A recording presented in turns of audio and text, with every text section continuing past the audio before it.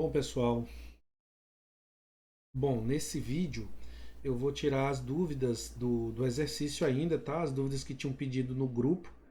E eu lembro que uma das primeiras dúvidas foi essa questão 36, né? Então a questão diz o seguinte, a questão diz que entre as espécies químicas potássio gasoso e potássio mais, né? O gás de cátions de potássio, né? Qual é a mais estável termodinamicamente? Justifique.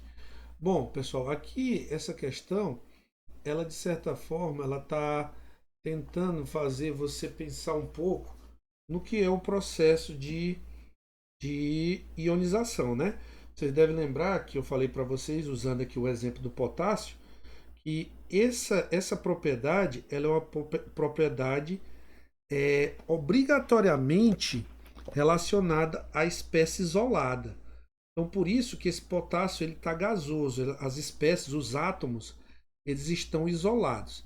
Se eu vou arrancar o elétron, o primeiro elétron dele, então eu vou medir o potencial de ionização dele, né? Eu vou medir o potencial de ionização dele. Então, lembrando, esses átomos eles têm que estar isolados. Por quê? Porque se eles estiverem associados a outros átomos ou a outras espécies, até mesmo em fase líquida, em fase sólida, você vai gastar uma energia para desagregar eles também, né? Então, na verdade, você tem que medir eles isolados. Então, eles estão isolados e por isso no estado gasoso, porque as partículas estão distantes, né? E estão livres da influência dos outros. Bom, esse 1 mol de átomos de potássio gasoso, eles vão se transformar em 1 mol de íons, né, de cátions potássio gasosos, mais 1 mol de elétrons, porque você vai, né, arrancar o elétron. Então, aqui no final você vai ter um gás de cátions, né? Você vai ter no estado gasoso aqui um gás de cátions de potássio. Bom, se a gente olhar para isso termodinamicamente, o que a gente está medindo? A gente está medindo isso aqui, né? Você vai ter que, obviamente, essa medida aqui é a energia de ionização. E detalhe, existem umas coisas implícitas. Aqui a gente está medindo a energia de ionização e ela, por definição, ela está sendo medida na temperatura 0 Kelvin, tá? Quando a gente vai para 298 Kelvin, normalmente a gente vai estar trabalhando com o que a gente chama de entalpia de ionização. Mas essa diferença de energia, certo? Que entre a energia de ionização e a entalpia de ionização, ela é muito pequena, de modo que isso aqui é praticamente igual à entalpia de ionização. É praticamente igual, tá? A entalpia de ionização. Então, se a gente olhar aqui para um gráfico de entalpia, tá? Você vai ter o potássio gasoso aqui e, obviamente, como houve um processo endotérmico, um processo onde foi absorvida energia, você vai subir no patamar aqui para obter o potássio gasoso mais os elétrons. Então, obviamente, você está subindo aqui na energia. Isso indica o quê? Que o K gasoso ele é termodinamicamente mais estável do que o K mais gasoso, tá? Ele está num patamar de energia mais embaixo. Disse, mas não dizem que, por exemplo, esse aqui, a distribuição eletrônica dele é 1s2, 2s2, 2p6, 3s1, é isso? São 1s2, 2s2, 2p6, 3s1. O potássio, peraí. Não. 11 é o sódio, né? 3s2, 3p6, 4s1. Aí sim. 10, 18, 19, o número atômico do potássio. Então, quando ele perde o elétron, ele vira K mais gasoso, ele vai ter a distribuição 1s2, 2s2, 2p6, 3s2, 3p6. Então, ele adquire aqui uma camada completa, né? Ou seja, ele fica semelhante, isso aqui vira, isso aqui é o cerne do 3, né? Então, do neônio, né? Que é um gás nobre. Então, normalmente a gente diz o quê? Que quando ele perde esse elétron, ele fica mais estável, né, ele adquire uma configuração mais estável. No entanto, bom, então quando a gente diz que quando ele perde esse elétron, ele fica semelhante à distribuição de um gás nobre. No entanto, pessoal, essa distribuição, isso aqui, ele não faz sentido você falar de estabilidade, né? Ah, só corrigindo bem aqui uma coisa, aqui não é o neônio não, é o argônio, tá? O argônio é que é o gás nobre do terceiro período, né? Hélio, neônio, argônio, criptônio, xenônio e radônio e um outro que é mais atual, é argônio mesmo, né? Então, isso só faz sentido falar dessa estabilidade quando a gente vai falar da combinação dessa espécie com uma outra espécie, né? Ou no caso aqui, como é um metal, ele costuma fazer ligações iônicas, né? Então, quando você pensa lá na formação de um ânion que ganhou um elétron e também completou o octeto, né? Que é o que a gente costuma usar. Mas se a gente for falar de estabilidade mesmo, esse aqui, estabilidade termodinâmica, o K+, ele é menos estável do que o K, né? Do que um mol de K gasoso, tá? Então a questão aí, ela trata qualquer coisa, se você não tiver compreendido muito bem, eu posso falar depois, mas porque eu dei uma parada no vídeo, aí eu terminei perdendo um pouco o fio da meada aqui, tá, pessoal? Mas o lance é esse, tá? Isso aqui que eu falei. A outra questão que foi pedida, se não me engano, foi a questão 40. Isso, a questão 40, a questão 40. Então, a questão 40 diz o seguinte, tá, pessoal? Ela diz assim: a partir dos seguintes dados, calcule a energia da rede cristalina, né, do CaCl2 em kJ por mol.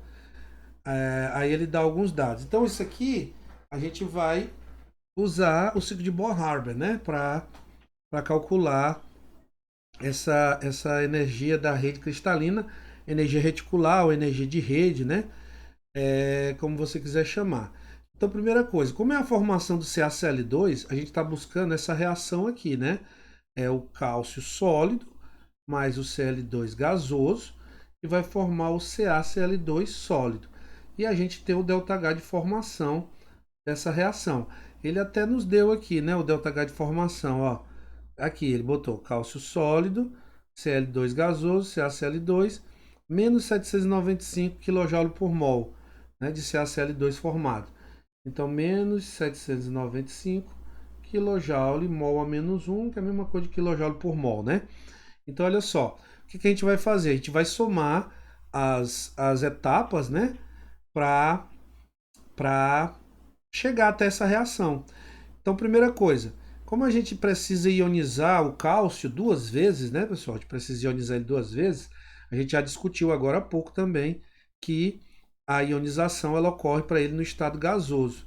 Então, eu vou transformar o cálcio num gás de átomos. Então, aqui ele escreveu vaporizar, mas está errado, né? É sublimar, né? Esse vai do sólido para o gasoso, então é sublimação, não é vaporização. Vaporização é do líquido para o estado gasoso, né, para a fase gasosa. Então, a energia necessária para vaporizar um mol de cálcio é 192 kJ. Então, aqui você já gasta 192 kJ, tá? Bom, agora que eu tenho o cálcio gasoso, eu vou ionizá-lo. Então, no primeiro potencial de ionização, que é para arrancar o primeiro mol de elétrons, eu gasto 590 kJ por mol. E no segundo potencial, eu gasto 1146, né? Obviamente é maior o segundo, porque a gente sabe que quando ele perde o primeiro elétron, ele diminui de tamanho, a blindagem, desculpa, a carga nuclear sobre a camada de valência fica maior e aí você tem que gastar mais energia para arrancar o segundo elétron. Então 590 e 1146. O processo é esse, né? Você vai ter o cálcio gasoso, que vai formar cálcio mais gasoso, né? Arrancou o primeiro elétron, mais um mol de elétron. E isso aqui é 590 kJ. Já a segunda etapa, que é a segunda ionização, eu vou partir do cálcio mais gasoso, vou formar o cálcio 2 mais gasoso, mais um elétron, e vou gastar 1146 kJ, beleza? Então já obtive o meu cátion Ca2+, no estado gasoso. Lembrando que esse CaCl2 ele é formado por Ca2+ e Cl-. Por isso que eu tenho que obter o Ca2+ gasoso, né, pessoal? Bom, depois o que acontece? Eu vou quebrar a ligação, eu vou quebrar a molécula de Cl, né, de cloro. ele me deu aqui, ó, a energia de ligação do Cl2, 238 kJ por mol de ligações. Então, 238, né, kJ por mol de ligações. Então, vou quebrar o Cl2 gasoso. Observe, eu tenho aqui o Cl2 gasoso. Quando eu quebro, eu obtenho 2 mols, né, de átomos de cloro. Então, aqui eu gasto 238, né, kJ. Como é um mol de ligações, é 238, né? Isso. Como é um mol de ligações, eu não preciso multiplicar aqui. Observe que eu, de fato, preciso de 2 mols de átomos de cloro, né? Mas eu estou partindo de um mol de Cl2, e o Cl2, o cloro, né? A notação de Lewis dele é essa. Eu vou quebrar um mol de ligações e vou obter 2 mols de átomo de cloro, porque eu vou quebrar aqui no meio, né? Homoliticamente, digamos assim. Então, eu vou obter 238, desculpa, eu vou gastar 238 kJ.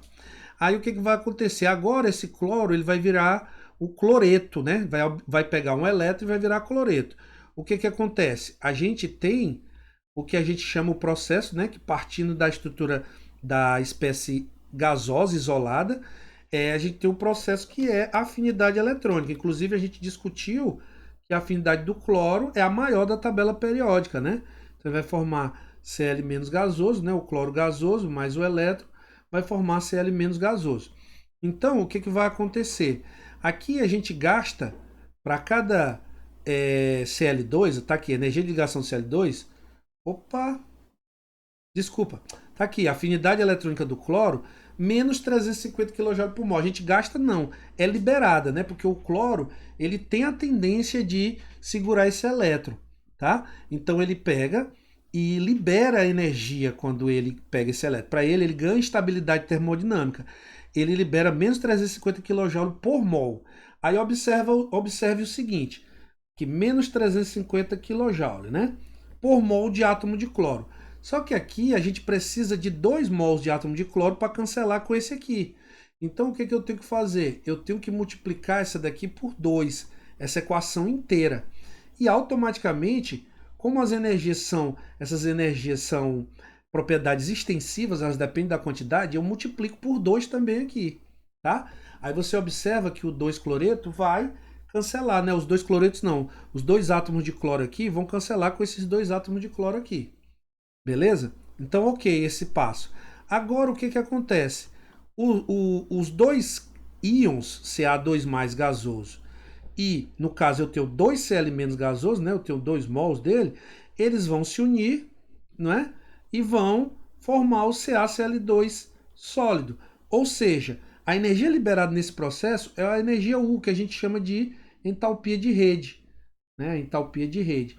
Então, essa entalpia de rede é a energia liberada na formação desse retículo cristalino a partir dos íons gasosos. Então, tá aqui. Então, nesse processo, eu vou formar o CaCl2. Se eu somar tudo isso, se eu pegar e somar, cancelar direitinho, ó, 2 elétrons com 2 elétrons aqui, né?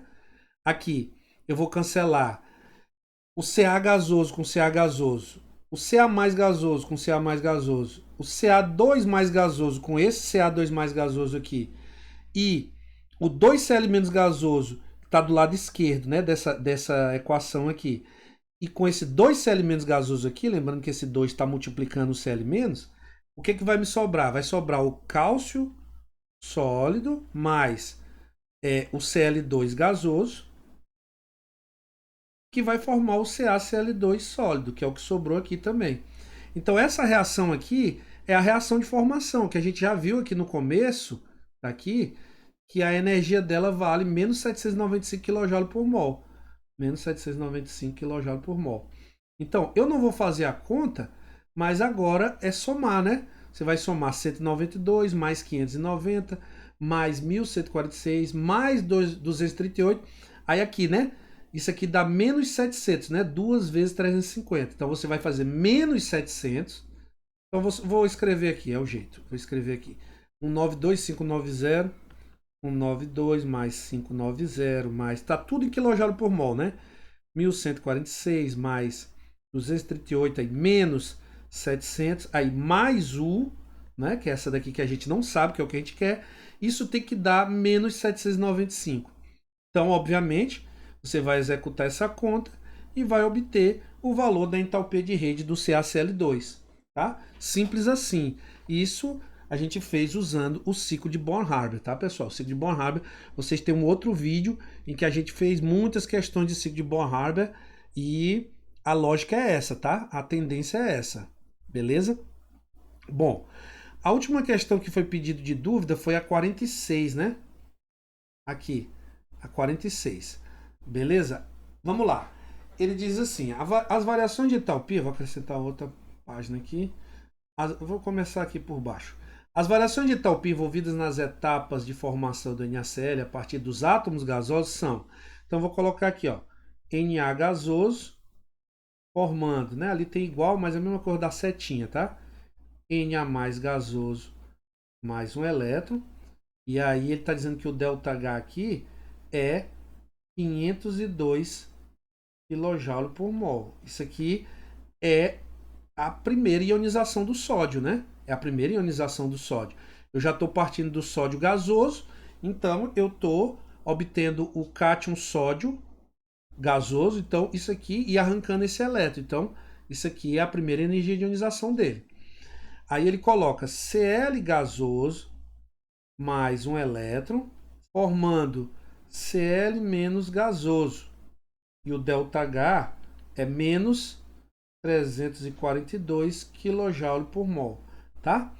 Bom, e também ele... Tá, que processo é esse? Esse processo é a afinidade eletrônica do cloro. Na outra questão, o valor foi dado 350, mas é questão mesmo de cada tabela dar um valor diferente, tá? E aí o que acontece? Ah, só um detalhe. Eu falei que aqui é o potencial de ionização. Existe uma pequena diferença entre entalpia de ionização e potencial de ionização, tá? Mas normalmente essa diferença é tão pequena que a gente pode usar esses dois termos de forma indiferentes um do outro. Essa mesma coisa no contexto aqui dos valores, tá? Porque a diferença aqui está na segunda, terceira casa decimal depois daqui, tá? Bom, aí você vai ter o outro processo Na mais gasoso mais Cl menos gasoso, e aí você vai ter NaCl sólido. Então ele está dizendo que esse ΔH aqui, que é a entalpia de rede, é menos 788 kJ por mol, tá? Ou mol vezes mol menos 1, né? Então, calcule a variação de entalpia da reação Na mais gasoso mais Cl gasoso, formando Na mais gasoso e Cl menos gasoso. Bom, se você for observar, para você obter essa reação que ele está pedindo, basta somar essas duas, né? Você vai ter o seguinte, ó, você vai somando só essas duas, você vai cancelar esse elétron com esse, aí vai sobrar o quê? Sódio gasoso mais Cl gasoso, tá vendo? Tá do lado esquerdo aqui da equação, e do lado direito você vai ter Na mais gasoso mais Cl menos gasoso. Você está obtendo aqui a mistura de gasosa de íons, né? De cátion e ânion, cátion Na+, e o ânion cloreto, que é o Cl-. Então, como eu somei as duas, agora é só somar isso aqui. Então, 502 menos 342, isso dá 160, né? 160 kJ por mol. Simplesmente assim, tá? Somou as duas equações, soma as duas entalpias. Então, é isso. 502 dá menos 300, desculpa, 502 menos 342 dá 160 kJ por mol. Aí ele diz, calcule a variação de entalpia do processo global da formação de NaCl a partir dos átomos gasosos. Os átomos gasosos são esses, né?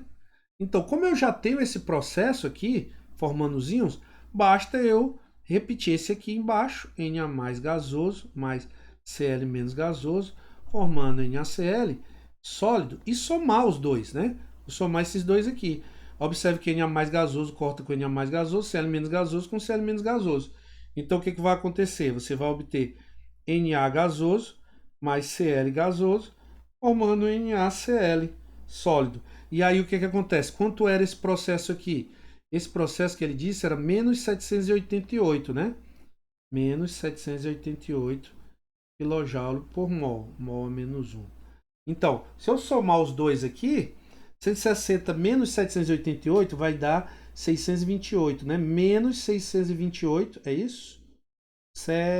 Menos 628 kJ por mol, que é a entalpia desse processo aqui, que é o que ele quer. Ele quer a formação do NaCl sólido a partir dos átomos gasosos, não dos íons, dos átomos gasosos. Então é isso. Aí vamos lá, ele pergunta na letra C. Estabiliza o cloreto de sódio é a formação de octetos de elétron de valência nos íons cloreto e sódio. A partir dos resultados obtidos nos itens A e B, indique se a afirmativa é verdadeira ou falsa. Não, né, pessoal? Porque olha só, esses octetos eles já foram formados nesse primeiro processo aqui, ó. Tá vendo? Então, por isso que naquela outra questão eu falei para vocês, quando a gente estava falando da estabilidade do potássio e do potássio mais, né? Porque aquilo a gente fala no contexto da formação da ligação química. Se você pensar somente na formação do cátion e do ânion, você está vendo que aqui o gasto, ó, que é um processo endotérmico. O gasto é 160 kJ por mol. Então, você perde estabilidade termodinâmica, você sobe um patamar de energia. Agora, o que confere a estabilidade mesmo da formação do composto?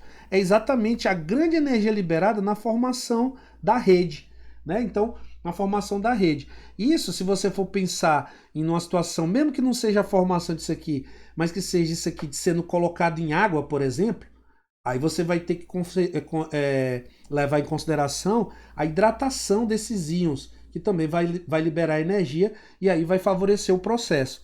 Então, nesse caso aqui em particular, o que favorece o processo é esse alto valor liberado aqui de entalpia de rede, ó, que faz com que o processo todo seja negativo, seja exotérmico.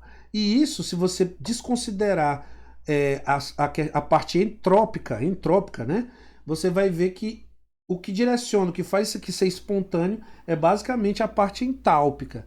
É claro que você precisa calcular ΔG e tal e tal. Mas dentro do que eu estou falando aqui, dentro do contexto aqui, a ideia da questão é mostrar que a formação dos octetos, que foi esse primeiro processo, ela é endotérmica, no caso aqui. Então não é ela que confere a estabilidade, né? Que ele diz aqui, o que estabiliza o cloreto de sódio é a formação dos octetos. Não, né? O que estabiliza o cloreto de sódio é a alta entalpia de rede que ele tem, que faz com que ela ultrapasse a energia que é necessária para gerar os octetos, tá? Então é um pouco para quebrar essa ideia, forma um octeto e fica estável, mas isso só vale no contexto da formação da ligação química, tá? Então você tem que levar em consideração a formação da ligação em si, beleza? Então, pessoal, esse é o vídeo que retira as dúvidas não, 36, 40 e 46, né? E aí vocês façam a atividade. Valeu, pessoal.